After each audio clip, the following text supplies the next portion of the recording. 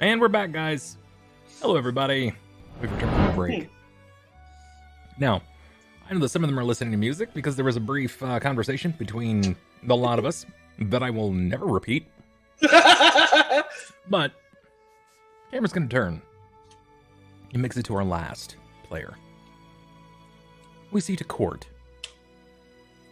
resting on a table that was used to probably mince down or mortar and pestle various amounts of natural ingredients.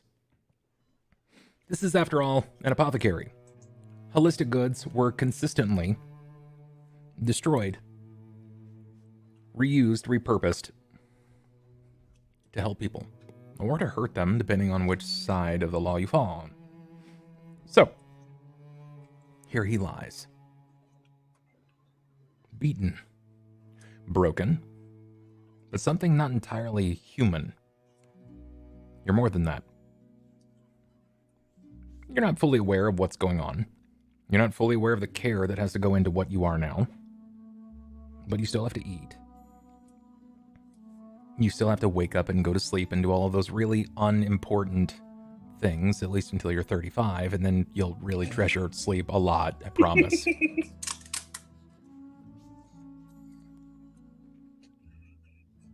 You roll from side to side, starting to come to as the various amounts of drugs begin to wear off, as the spell itself similarly begins to wear off. You don't feel terrible. But there is something about this driving buzz, this hum. It wakes you. I'm probably gonna sit there, listen to the hum for a bit, looking at the ceiling, and then eventually put my hand to the stomach. As you lie there, listening to this humdrum of this repetitive device, whatever it is that has somehow saved you. Not necessarily reinvigorating by any stretch of the means, but what has kept you functional. You have no idea how long this will last. This may just be temporary. But when you reach down to feel, you can feel the thrum through this leather wrapping that goes over your shoulder, across your chest and stomach, and simultaneously over your girdle and thighs. You recognize that it's going to be rather challenging to go to the bathroom in the future. But that's small problems compared to surviving. You count your blessings. You feel it shake throughout your body. You notice all of the new things that you're beginning to feel.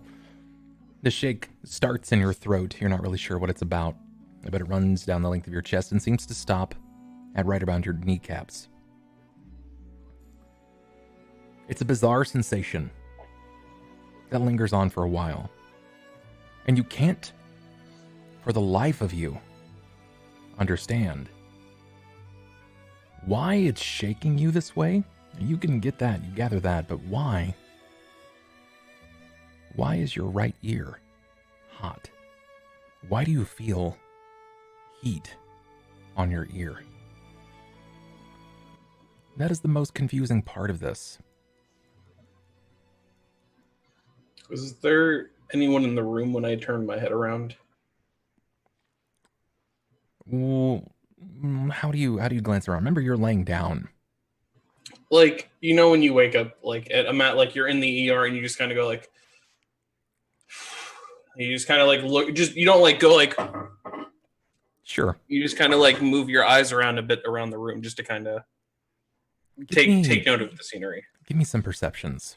Yeah, I got you. This isn't exactly your highest stat, I'm aware. No, my least highest stat now is my stealth stat, believe it or not. This one's good, though. That's not bad. It's actually, I think, my highest. No, second highest. Even in the nature of things, you're groggy. You're tired. To say you're exhausted is a short sight. You literally had your insides dissolve. You should be dead, Cort, but something drives you on. As you said, you look left. You don't see anything. You hear no one. You feel the heat on your ear distend as you turn your head, and you feel it run down the length of your neck. And that is the most odd sensation. And as you turn your head to the right to see if there's anyone else in the room, your head stops when you can see fingers. 4 fingers. They're at the edge of the table. They don't seem to move. Do you continue to follow this up and glance upward? Yeah, I'd probably look up.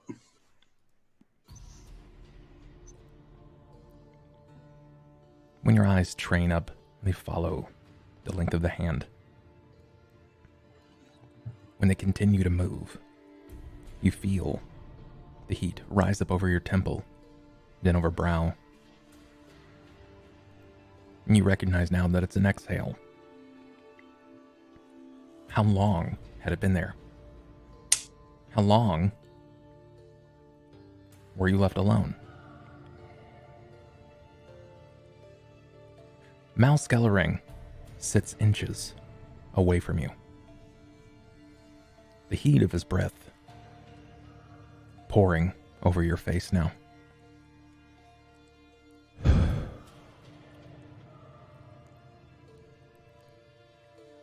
I was starting to wonder if you were going to wake up.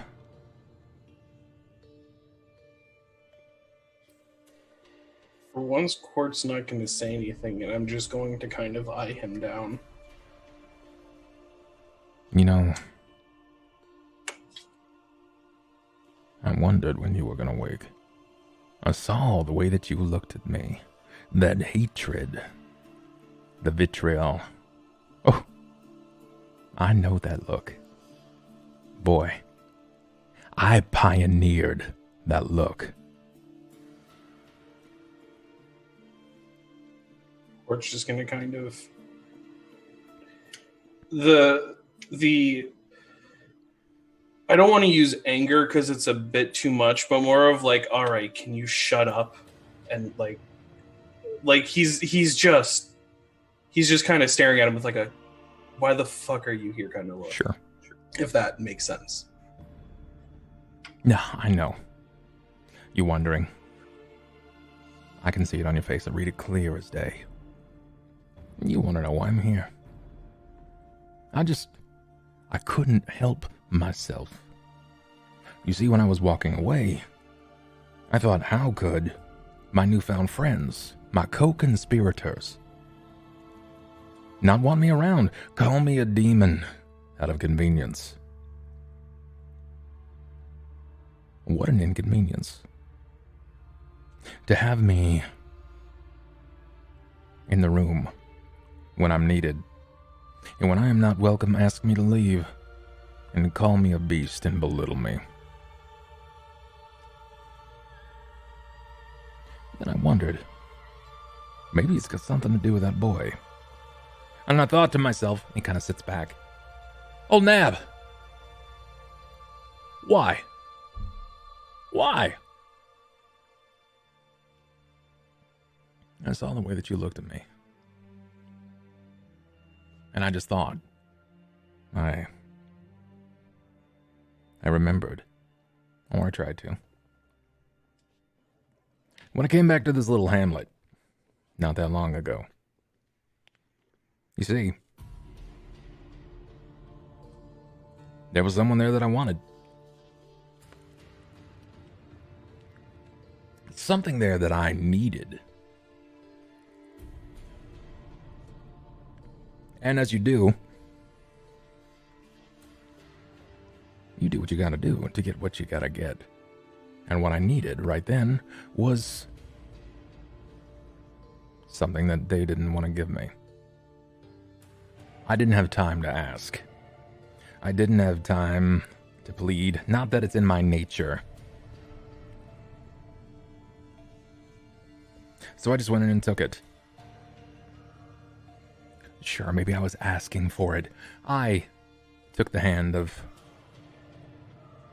an old, well, that is the understatement of the year, a very, very old person. And I started to take them with me. Would you believe that their family was unhappy with that? That they drew blade and bored? That they thought that they could best me?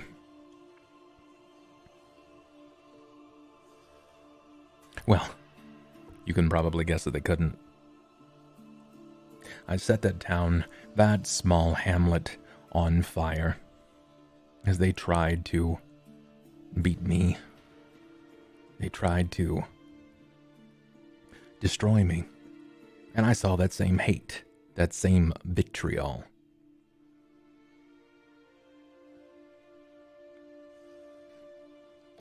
What's your name, boy?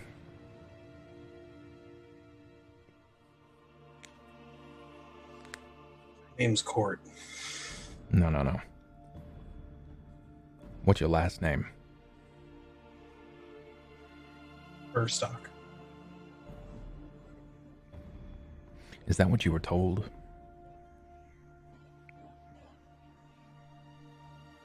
It's the name I've known my whole life.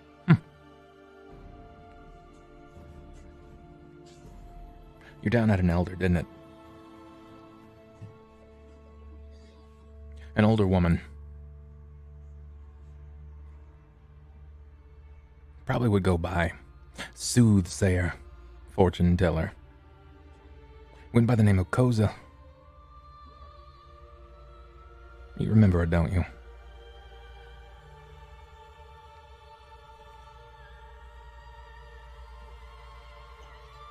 Cort's just going to kind of try and remember it, but he's still just going to kind of keep his eyes focused on Nab. You blocked it all out. Nah, that's such a human thing to do. I understand. It was a trying time for you and yours. Yeah, you lost everything. I don't blame you. Let me remind you then, we'll walk back together. His finger hits your temple and starts to reignite these memories, suppressed, tucked behind your own walls. You remember growing up in this hamlet, surrounded, cut off from the rest of the world, completely of their own doing. How functional they were. They were narrow, but they never bothered anyone. And the one constant that you recall, despite people coming and going from time to time, was the soothsayer in town. An old woman by the name of Koza Lidu. Your family treasured Koza. They treated her like a family member. But you were never told that you were family. After all, you're Burstock. But not your mother. She wasn't. She was Koza's granddaughter. You went by Burstock. You took your father's familial name. Koza's been around for as long as you can remember. And you don't know why that name sticks, but you feel as if you've heard it recently. So he says again, Burstock. That was the man that I dropped in the town. Literally. I have a penchant for dropping things. Problems, specifically. He favored using a bow, and I took one right in the side. It was the only time I was struck on that day. So I whisked him away into the air and dropped him, and he fell. Like a rag doll, he pivoted all the way to the earth. He's going to punch him in the face. Or at least attempt to. Sure. Give me a check. Sure thing. For just hitting with my fist, what? Just strength, right? It's going to be half strength. Yeah. So it's half strength. So whatever your strength is now, you said it was currently at 11, right? Yeah, it'd be at 11. So Okay, so it's a 0. So add your base attack bonus. All right, so it's just a d12. So d20 plus 12. Yeah.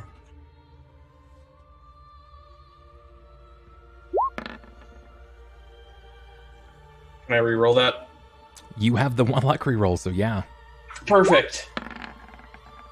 Holy shit. Okay. Cool game. Cool. I like it. Good Yeah. to see these rolls. You got it, dog. Okay, so you strike. It's going to be a d3 plus your nothing. You have no strength modifier. It's just going to be a d3.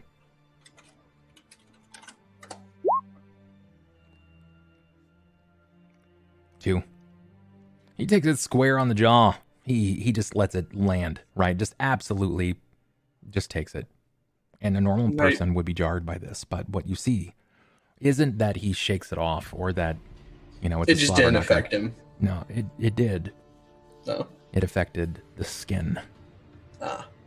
Where you hit, the lips split at the corner, tearing it down, revealing this husk of a jawline. We were just talking about tales of something that was great and grand, and now you've gone and tore my suit. You killed my father. Oh, I've killed many fathers. I've killed many mothers. What makes yours any different?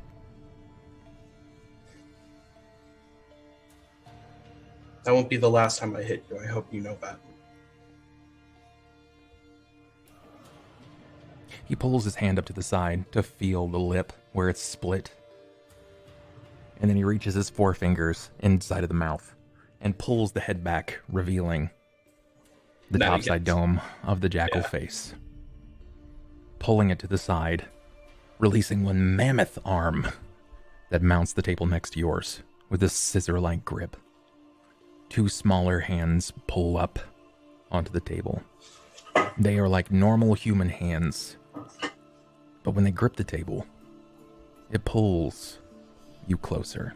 It pulls you in. In his left hand, the strongest, most dominant hand, it seems to pull up around your shoulder, and you feel a blade start to cut into your arm. And he leans in with that series of bladed-like teeth, like a shark. You are a helpless man, injured, wounded, in the waters of a great white. Maybe I didn't speak clear enough. I've killed many fathers. I've killed many mothers. And you are itching to be just like your master. I watched you run through the woods that day, and if you had not looked back, you would have joined him. Try me. So, And I will turn you into a one-armed bastard just like him. assuming he's being threatening, can I roll against his threats to not be shaken? Or I don't know how you want to rule that. I know he's not doing an intimidation check, but just to see how effective this would do to me. We certainly can. But for now, I'm going to go ahead and pull Sniper out. Sniper, if you want to make your camera go black for me, I need to alter the cameras. Sniper's got to leave. Something's come up for him, and he's just going to dip for now. So everybody get your goodbyes in, and he'll be joining us next week. But for now, he's got to go. Bye, Sniper. Catch you later. The moment when you ask him to leave that up, and he doesn't pay attention. That's all right. All right. I mean, I guess his camera went black, but Quick 2 minute just wasn't break what you meant. Above adjusts. Okay, and let's see. Where is...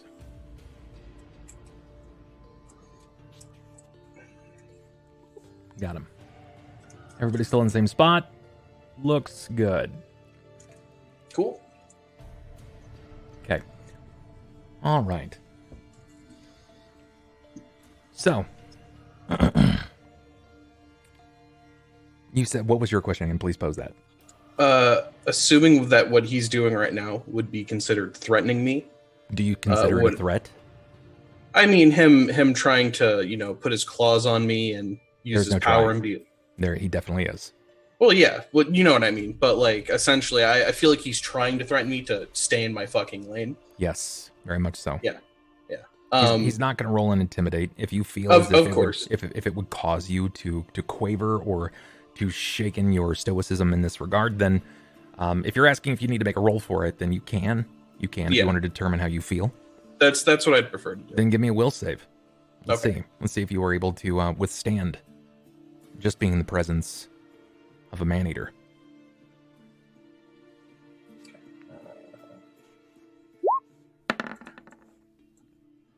Wow, I am rolling like garbage today. Yeah, Holy and that's the only luck re-roll. So, in this situation, you have never felt more helpless in your life. Yeah, he's completely deprived you of any control in this situation. He has reminded you of your fallibility, and that he's taken away from you, and that he will take away from you again.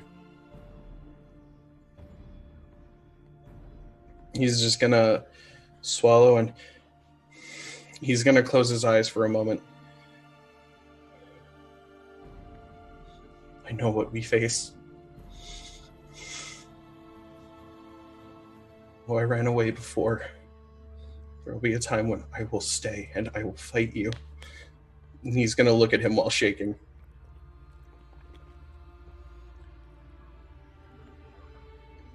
You might find yourself in a situation where fighting me is the least of your concerns. Perhaps you should work from the inside out, as yours are working with me. You probably didn't catch that before, did you?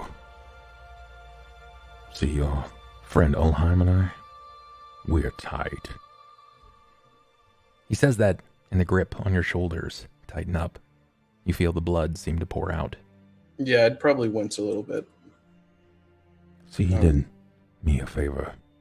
And I did him a favor. And, well, we seem to be in happy regards. He needed something, as did I.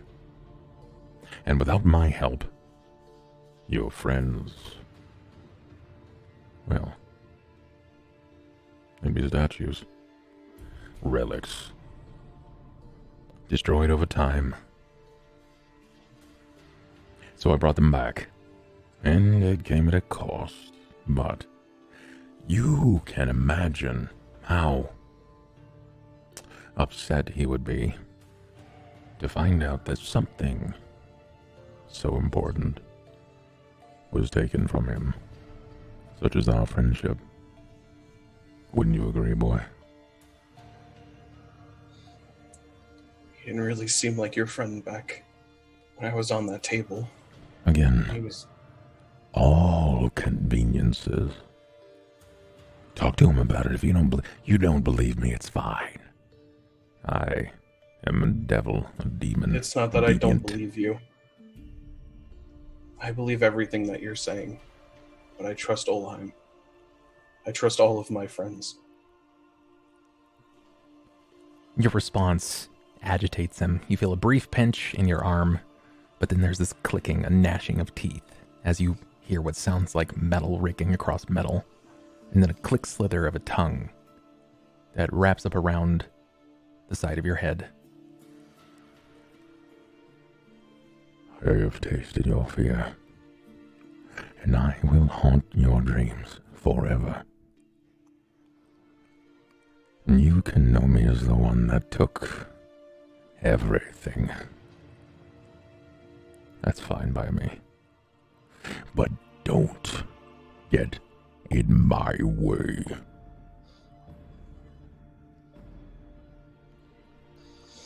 He releases his grips on your arms. You feel the heat and the sensation pull away. And as you begin to blink, you hear this wet and undulating noise. This stretching of something like a fiber before you glance back up and your eyes train on him. And he seems to be rubbing a dried and cracked lip Well, I'm gonna have to get that fixed. Can't walk around like this. That would be very unbecoming. Huh. I'm gonna look Mal in the eyes. You're gonna forever be in my nightmares. I hope you're ready, because I'm gonna have a lot of practice fighting you. That's rich, kid. Good luck. Because when the nightmare becomes reality, there will be no time to wake up.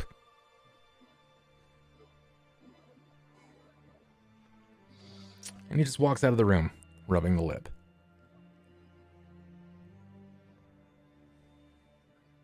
When he kicks open the door, the woman resting beside the primary front desk seems to jostle out of fear. Her eyes widen, and she looks over, not really sure what to do. She's trying to assess the room for all that's going on, but she has no idea. She says, "Forgive me, dear. Continue to rest. I'll be on my way." And he leaves. Cort's just gonna exhale and put his head back down. Just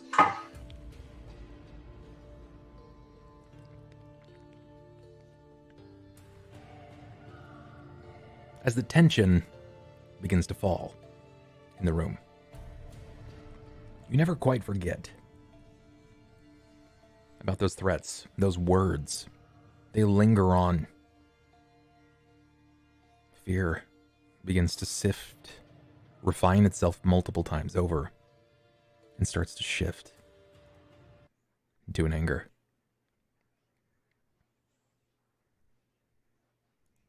You hold on to this for a while before you find yourself blacking out. Now, I imagine that everybody has a few things that they would like to do, some things that they would like to handle. But we are going to have a time lapse.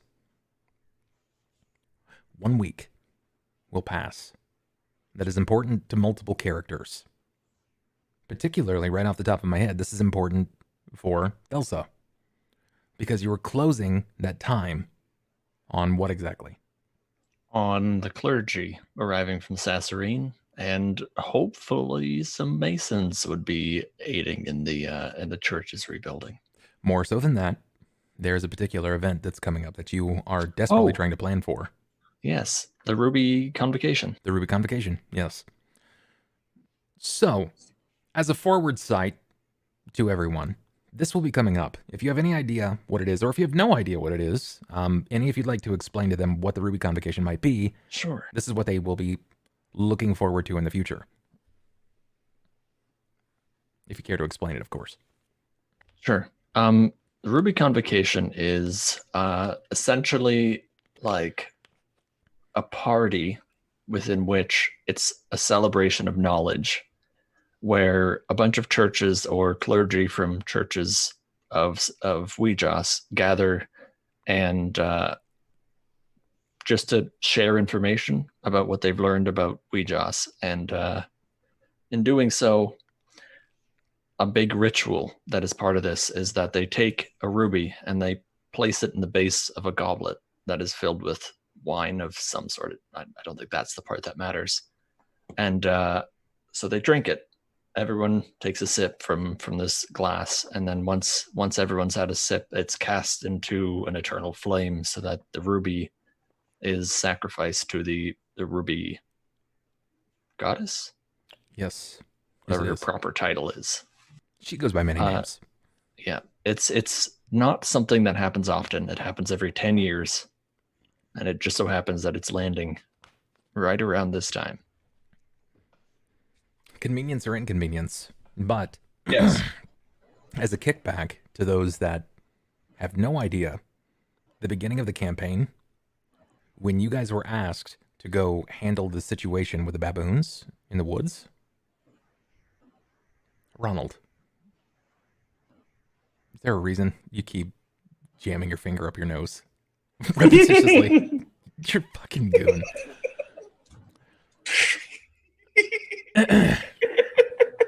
What was going on that I'm sure that pretty much nobody will remember at that point is that they were actually setting up for the Ruby Convocation. Then, So the beginning of the campaign happened 10 years prior Oh, to yeah. these events. Yeah, because that's when we jumped into the tree. Yes. Yes. Then we did the pop out, correct. and then there were suddenly more meat trees around the world. So, before I bid everyone adieu and we do our post-show wrap-up, I want to present this to the players here. I would like an idea of what you intend to do in your week's time. I have an idea about what some of you will do, but I don't know about everyone's initial plans. In that time, Cort will find himself coming back too. He's going to have the lended aid and the assistance of Ulhime, the assistance of Jenya, and the apothecary. You're going to have heaps and heaps and heaps of rest. It's not going to run off whatsoever. Cort's just going to devote any time he has to getting better and getting back to full shape. I don't know if you intend to explain, but we can have a recap of events if you'd like. There are going to be some accepted things at the start of the next session, like I did this event over the week. I did this event. I explained this to this person. But if anything comes down to a die roll, it's something that I want to handle off stream, and we will determine that in that recap. So if there's anything that you'd like to do, please start writing these things down.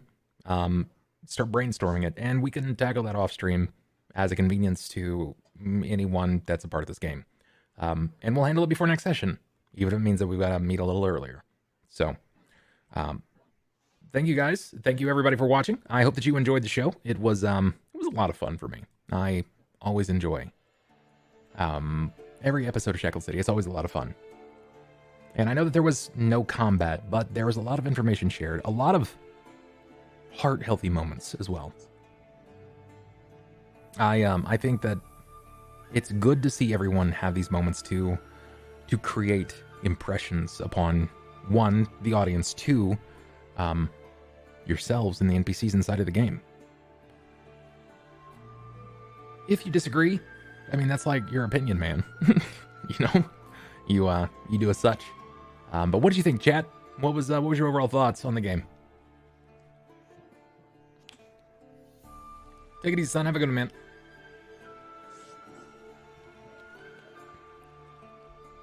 Hey, no problem, Abby. No problem at all. Great session. Thank you. Thank you very much. Wiley says, this was really great, y'all. Thank you. Thought it was great. Cool.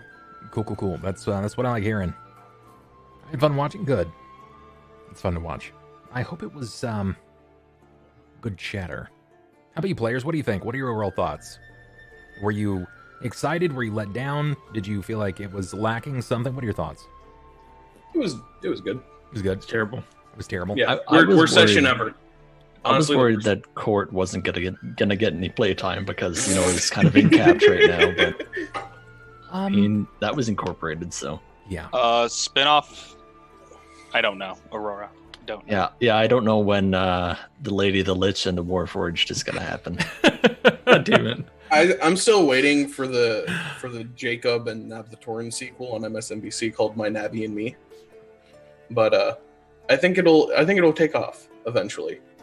I don't know. What you need is a series of instructional YouTube videos that's Marion and Rahk teaching you how to fight. Just Gonna be like a Rocky style, except for oh my fucking Chops is gonna be yelling the whole time. It's like to talk about wrestling. It's like WWF, the Road Warriors, dude, with the shoulder pads. Yes, and Chops is gonna come out as like a 17-year-old like hacksaw Jim Duggan with a 2x4. Oh no! Rahk's already got his own movie. It's gonna be the Shackled City presents Rahk and Chops Chronicles. What's Chops doing with that chair? Oh god! There you go. It's like absolute Chop. mayhem. You won't believe this, JR. He killed him. Go! That's right, the Bushwhackers. Yeah, the Bushwhackers. The Steiner Bros coming out hard. Yeah, I'm stoked for it. Either way, it's gonna be a good time. Can we sponsor this? Of course. Tonight's game was sponsored by Corsair Gaming. Corsair Gaming. It's coarse and it's hair and it's gaming. No, it's not. Of course. I don't know. Hair. It feels pretty soft, man. Gaming. Not really Horse hair gaming. Ronald's fucking stupid. Why don't I keep him on here, man? You're ridiculous. Oh man, thank you guys for watching. I hope that you've enjoyed this. It was fun for me. I will be meeting up in the Discord, guys, shortly after this. I just want to make sure that all my players are are good. We'll do a short off-show talk. If you want to hang out on the Discord, by all means, please do. There is the disc. Never mind. Abby's got it. She's on it. Fine. I'll fucking never mind. She's got that too. Fuck. All right. Thanks, Abby, for being on the fucking ball. Things I don't say that often to most of my mods. I appreciate it, guys. Come hang out. Do all the things. There's the Discord. There's the Facebook, the Twitter, the Instagram, the YouTube, and always the Patreon. It keeps the stream alive, keeps the dream alive. Consider supporting even at the $5 level. This weekend, I believe it's this weekend, actually, we have movie night. Movie night is, it's a throwback night. We're watching Soldier, starring Kurt Russell, and Universal Soldier with Jean-Claude Van Damme and Dolph Lundgren. It should be Soldier's fucking dope. Well, to be honest, they're fucking both dope. It's gonna be good. If it's not this weekend, it's the following weekend. Either way, Friday, regardless, is still going to be a 12-hour stream. Because you guys unlocked it. We hit a milestone, and we're killing the game on that one. So that's exciting. We're gonna be doing lots of cool stuff. I'm gonna be meeting up with Brock. We're gonna do a live stream of a new creature build, sort of like Gleminath, but it will be a new monster to enter the ring. That is Cauldron. And we'll see what sort of madness that it brings about with it. So, thank you guys so much. I appreciate you. Take care of yourselves. We'll see you tomorrow with, well, whatever the hell we do. Have a good one. Peace. We're out of here.